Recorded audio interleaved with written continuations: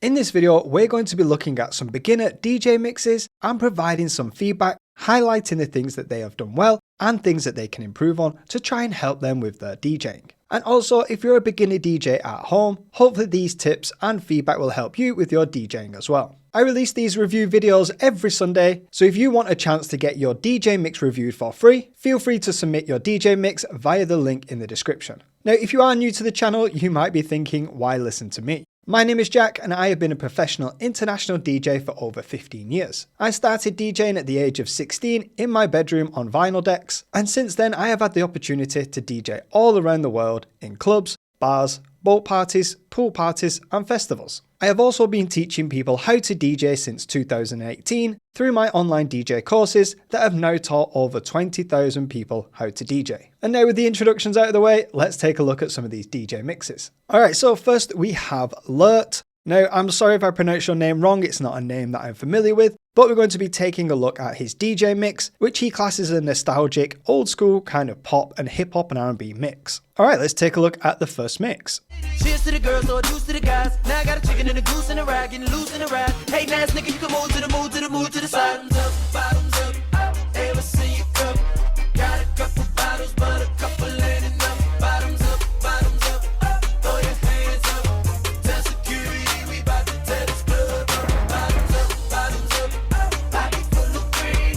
Girl, you know I love the way you shake it in them jeans. Bottoms up, throw your hands up. Bottoms up. She got that good. She Michael Jackson bad. I'm attracted to her for her attractive ass. Alright, now for me, that mix was pretty much perfect. There's not much I'd really change about that. You did everything exactly as I would do mixing this style of music, which is you press play on the intro of the new track at the start of the chorus, slowly fade the track in with the channel faders, switch the basses halfway through, and then just apply a little bit of echo on the track you're mixing out of, just as the next track's vocals come in. I noticed you're also not leaving the track all the way to the end before you start mixing out. This is something that I do when I DJ live. I don't let every track play all the way to the end. I normally only let each track play for around a minute to a minute and a half, and then I'll mix out into the next track. Now, if I had to be really picky, and there's only one thing that I would change slightly, is just pushing that channel fader that you're bringing the next track in to full volume before you do the bass swap and get to halfway in the mix. But apart from that, I would say this was pretty much perfect, so really good job. It's a really smooth mix, your timing is absolutely perfect, and you execute it really well with your mixing with the channel fader, low EQ dials, and the echo effect. These are the core 3 mixing techniques that I actually teach in my online courses and in my videos, so I'm not sure if you pick them up off me or it's just something that you do yourself, but either way, it's really good and I really like that style of mixing. So what I have here is both these tracks that you've just mixed, bottoms up on the left hand side with bedrock on the right hand side, and just a little point that I made that I would only change, it's only minute and people wouldn't really notice the difference, but if I am providing some feedback, this is what I would change. So what you do is you turn the low EQ dial down on the track you're mixing in next, and you'll push the channel fader up, which is really good at a good speed,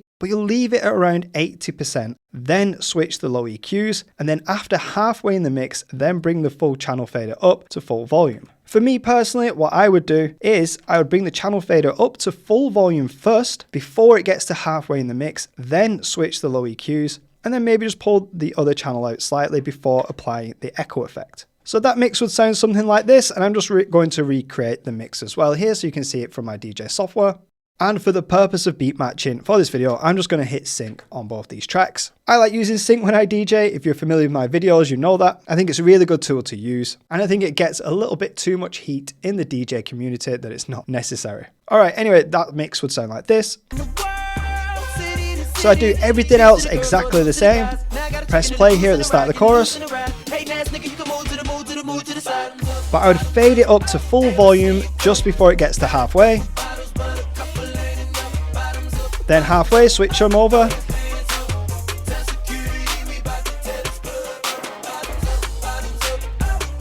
Pull the other one out slightly. And then get ready to apply some echo.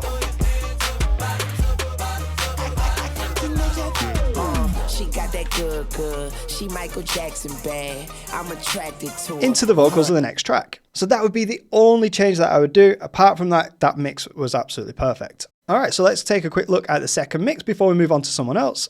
Cause she knows she bad. and I got a nigga grocery bag. Ooh, baby, I be stuck to you like glue, baby. Wanna spend it all on you, baby. My room is the G-spot. Call me Mr. Flintstone. I can make your bed rock. I can make your bed rock. I can make your bed rock, girl. I can make your bed rock. My name is Carrie. I'm so very fly. Oh my, it's a little bit scary. Alright, so again, a very well timed mix and very well executed with the mixer. Again, I would say that is pretty much perfect. I noticed again that you didn't bring the volume in to full volume before you swap the basses, just like in the previous example, and that is the only thing that I would change. Not many people are going to notice that if you're DJing live, it's just me being picky. Apart from that, everything else was brilliant. Your timing of bringing the next track in, fading the track in nice and smooth, switching the low EQ dials halfway through, and applying a little bit of echo on the track you're mixing out of, just as the vocals on the next track comes in. Overall, I would just say keep doing what you're doing. That is exactly how I would DJ live with these specific tracks. So well done, keep putting content out there, keep practicing. And overall, if I heard you DJing in a professional environment like a bar or a club, I think you've been DJing there for a while and you're definitely at a professional standard, so well done. Alright, so next person we have here is Miss V, and it looks like she's doing a live DJ set in what looks like a bar or a club, as she's DJing house and tech house style music. Now before we take a look at the actual mixing itself, what I noticed in this video is there is one big red flag and no that I would absolutely not accept when DJing. I'm going to play the clip and see if anyone at home notices the red flag that I am talking about.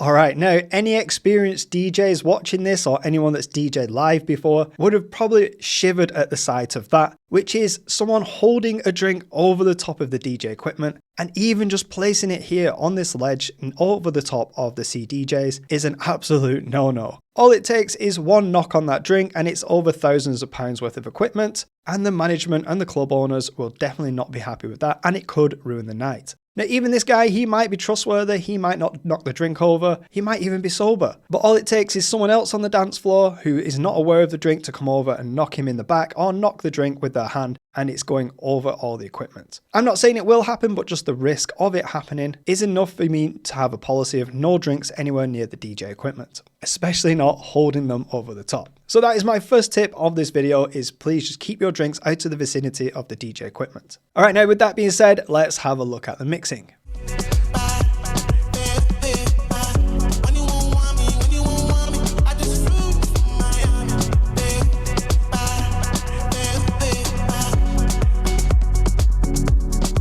Alright, so the first thing I noticed there is you press play on the track out of time. It was around 8 beats before you should have pressed play if you were doing it in phrase. Now I'm not familiar with these tracks, so I'm not sure if the timing was right on that anyway, but I do know there was 8 beats before the phrase. Now unless this is deliberate, which I don't think it is, we should really be trying to press play on the new track that you're bringing in next on phrase. So I'm just going to show you that again. If you just watch this deck here and just watch when they press play, and I'm going to count along 8 beats and you hear the track that's playing out loud change after 8 beats. 1, 2, 3, 4, 5, 6, 7, 8. And the track changes there. So it's just 8 beats out of time, and we can see we're getting the tempos the same, doing a bit of beat matching.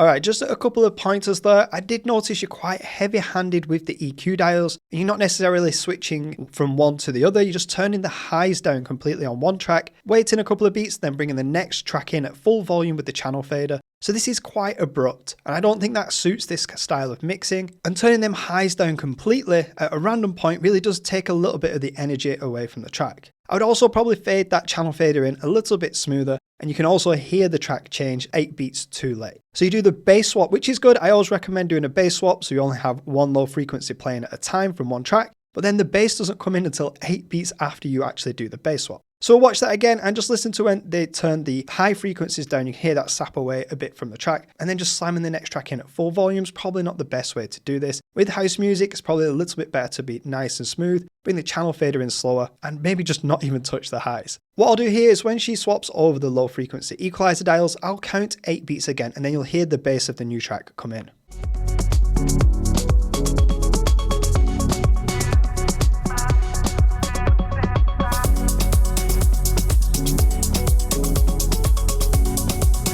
Low swap in a second.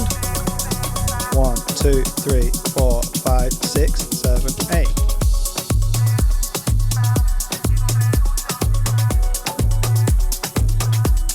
Alright, so your beats are in time though.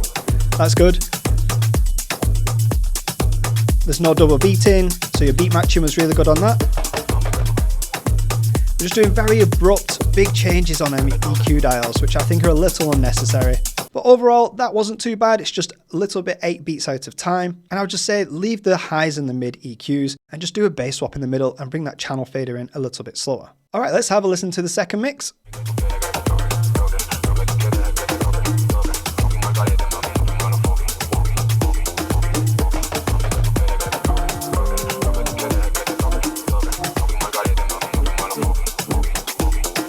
Alright, so what you might have noticed there is she pressed play on the track and I didn't think she knew the channel fader was up. So the sound came out of the speakers and then she just compensated by flicking the channel fader up and down and then pulling it out. Now, it happens. I make mistakes like this quite often. Sometimes little things like this just slip by us. It's not a problem. I would have just personally just pulled the channel fader down and left it as a mistake. There's no need to channel flick it in and out. But I also noticed she pressed play out of time as well. It was at a random point in the track. So the first thing I'm noticing here is you might need to just refresh on the phrases of the tracks and the different sections of a track and when to press play and start your mix.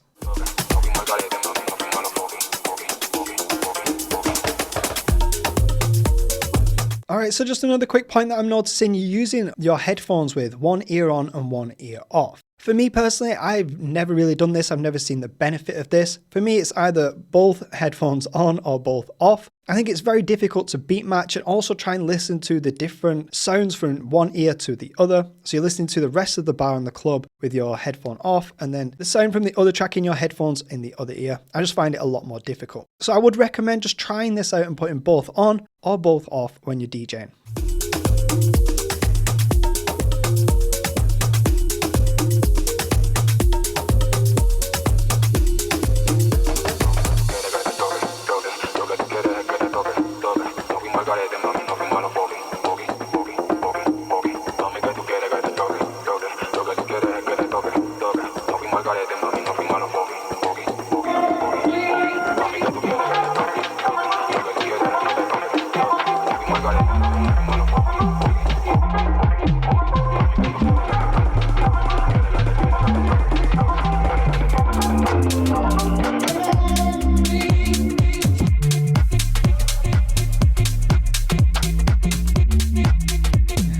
Alright, so just with that mix then, you brought the channel fader again in at full volume at a random time, and the beats were out of time, so you were double beating then. And it seemed like you do a lot of abrupt changes again with the EQ dials, trying to switch over on the tracks, which can sound a little bit harsh. What I would recommend here is just going back completely to basics and just first learning when to press play on a track and when to time it to make sure tracks overlap and change over at the right times. And then just focus on bringing your channel fader in nice and smooth and only working with the low EQ dial. Switch the low EQ dial halfway through the mix on phrase and then slowly fade out the other track. That would make it a lot cleaner and a lot smoother mix, especially with this style of music. I do have a video breaking all that down if you do want to check it out, or anyone else watching wants to check that out too. I'll put a link to that video in the description if you do want to check it out. Alright, next up here we have Gary. Gary is playing funky tech house music. I'm just going to check out a couple of his first mixes here and see if we can provide any feedback. So firstly, I really like this layout. It's very interactive and very well put together. We can see the decks here nice and clear, and we can also see the DJ software on top. And you'll notice he also flicks between this camera and also a self-facing camera so you can see himself DJing as well. This is quite advanced and a really good way of making YouTube videos and creating content for DJing. What I'm noticing straight away is we have the low EQ dial here on the track we're going to bring in next, which I always do. I think that's really good. And let's have a listen to this mix. This our universe, menage a trois. That's me, you and her, menage a trois. Yeah.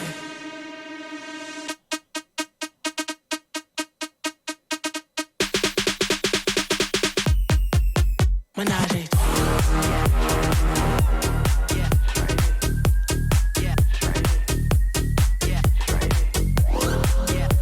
Alright, so we're just getting the beats in time with each other there, which is really good. But one thing I have noticed is you've turned the mid and the high frequencies down slightly on the track we're bringing in next. Now for me, I think this is a bit unnecessary as you're turning them down at equal volumes, which basically means that they're not going to be that effective. For me, EQ dials are there to create separation. If you're turning them down equally, you might as well just use the channel fader. All you're doing here is reducing the overall volume of the highs and the mids, so you don't really need to use the EQ dials for that.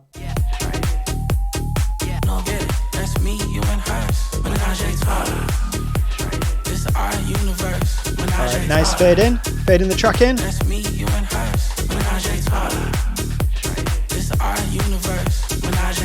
Nice and smooth.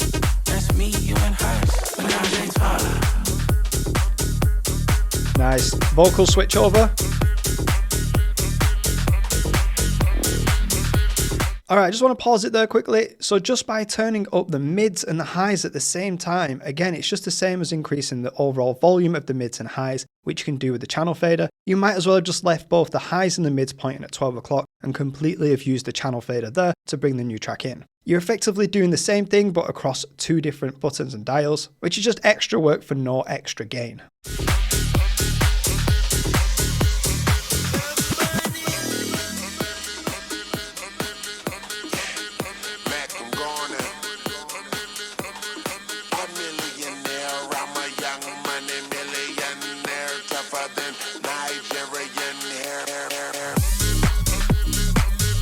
Nice. Now that timing was absolutely perfect. When one track's vocals ended, the next track's vocals began. Your beats were perfectly in time, and that was a very well timed mix. Now when it comes to DJing and mixing two tracks together, I think timing is the most important thing and it'll have the most impact on your mix. You don't want any clashes in your tracks, which you didn't have, you'd swap them over perfectly, and there was no flat parts, which could bore the audience. That is the most important thing, and then you want to work on how you mix those tracks together using the buttons and dials and the faders on the mixer. Now another thing I'm noticing here is we have the low EQ dial turned down, which is brilliant. You did a bass swap in the middle as the new bass come in, and that's exactly what I would do. But I can also see you use the filter dial to turn to the right hand side, which is the high pass filter side. So basically when you turn it to the right hand side, it activates high pass filter, which basically means it allows the high frequencies to pass through and cuts out the low frequencies. Now because you've already turned the low frequency dial down here on the EQs, this isn't really doing much. These two things now are both doing exactly the same thing. You've turned the low frequency dial down here on the EQs, and you've turned the high pass filter dial to the right, which is cutting out the lows. So you're doing two things again, which are actually doing the same thing, just removing the low frequencies. So for me, it's either use one or the other, as they're doing the same thing. There's no need to be doing both of them at the same time. Alright, so what I've done here is I've just skipped ahead a mix, and that is because I'm going to recreate this mix as I have these two tracks, whereas on the other mix I didn't have that track and couldn't find it. So I just wanted to show the example with these two tracks. So now the track on the left hand side is playing to the audience and we're mixing in the track on the right hand side again. And what I notice here, we've got the low EQ dial down on the track we're bringing in next, which is absolutely great, and the mids and the highs pointing at 12 o'clock. But what I also notice is the channel fader is already halfway up and the crossfader is over to the left hand side. So if you just take a look right at the bottom of the screen now, you can see the crossfader is over to the left hand side and the channel fader is halfway up. Now for me, both these things pretty much do the same thing, especially when DJing house music like this. So I'd recommend just using one or the other. There's no need to use the crossfader and the channel faders as well, as they both do the same thing.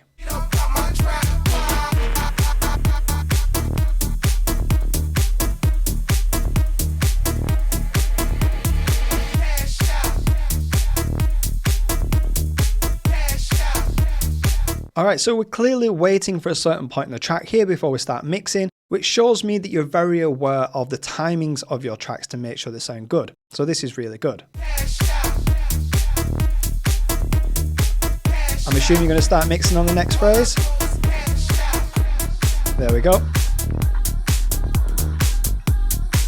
Nice, and then the vocals come in as soon as the vocals finish on the other track, and we're using a loop there to bring the track in as well.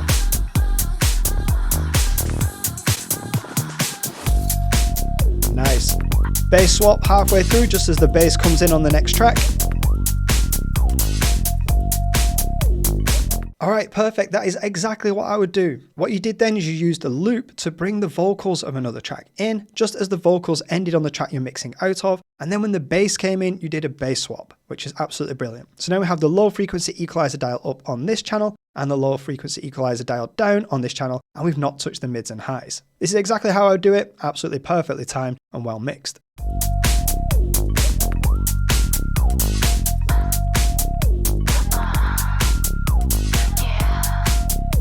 Alright, so now we're touching the mids and the highs on the track that you're bringing in next, which I'm not sure why we're doing that. But I can see we're using a loop here at the end of this track just to make sure that it doesn't finish too soon, which is a really good use of using a loop.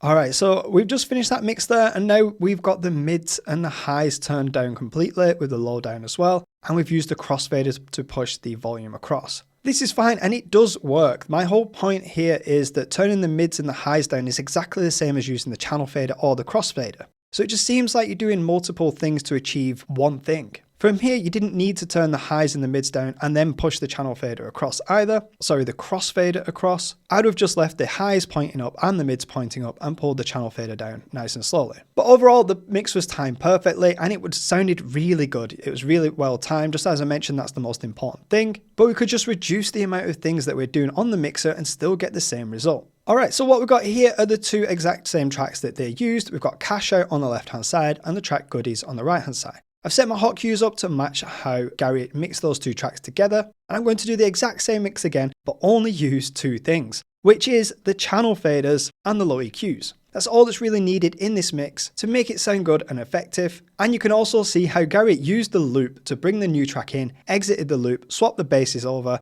and to get it so it has perfect timing, so they match really well. So when the vocals end on this track on the left here at hot cue C, just there, he brings in the vocals of the track on the right.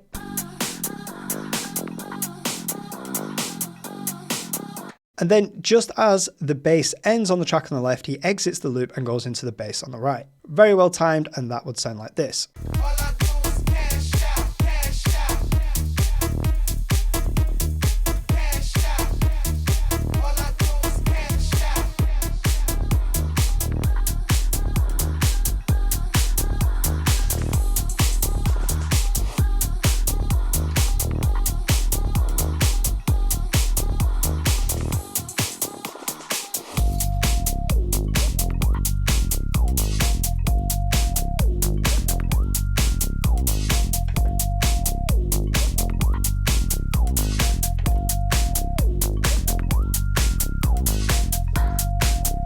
Alright, and then Gary used a loop at the end of the track like this, just so it didn't end too suddenly, and timed it so it ended like this, just as the break started.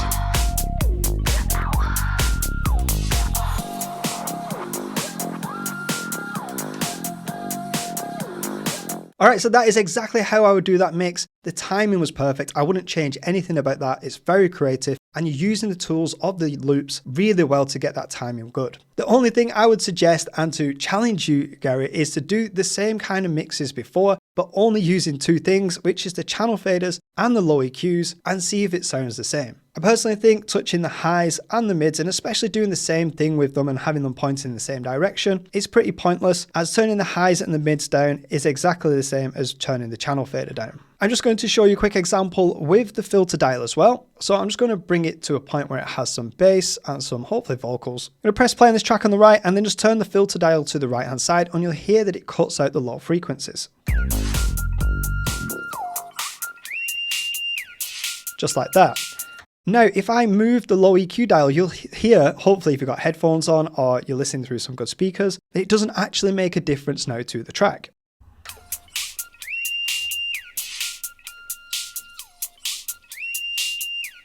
So if you're using the filter dial to the right hand side and the low EQ dial, it's pretty pointless as it does the same thing. That is the same opposite way to the low pass filter side. So if you turn the filter dial to the left hand side, it then cuts out the high frequencies and lets the low frequencies pass through, which is basically stopping the high frequency dial from doing anything as it's cutting the high frequencies out. Like this, we've just got the low frequencies. If I turn this high frequency dial, nothing happens.